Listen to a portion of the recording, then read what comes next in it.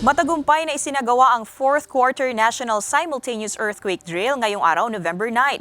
Hinihikayat din ng OCD Calabarzon ang komunidad na magkusa sa pagsasagawa ng earthquake drill.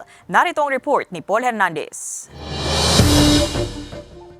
Isa-isang inilabas mula sa classroom ang mga duguan at sugatang estudyanteng yan sa Tingga Itaas Elementary School sa Batangas City kaninang umaga. Nang yanigin ang lugar ng isang malakas na lindol. Ang mga tagpong yan, bahagi lamang ng National Simultaneous Earthquake Drill ngayong last quarter ng taon. Kanya-kanyang pagliligtas rin sa sarili ang ginawa ng mga empleyado sa isang kumpanya sa San Jose, Batangas. Lahat ginawa ang duck cover and hold. Kahit mga miyembro ng Batangas Police Provincial Office o BPPO naglabasan ng gusali sa kadumiretso sa open field. Mahalaga para sa kanilang mailigtas ang sarili bago makapagsagipa ng ibang buhay. We acknowledge their participation to this drill, considering po that we are employing here the whole of society and at the same time whole of government approach. Bahagi ang lahat ng ginawang aktibidad na ito bilang paghahanda sa pinangangambahang pagtama ng The Big One. Ito na ang huling simultaneous earthquake drill ngayong 2023. Pero payo ng Office of Civil Defense o OCD Calabarzon, pwedeng magsagawa ng drill anumang araw basta't may koordinasyon sa otoridad. Not just earthquake drill but also yung mga other type of drill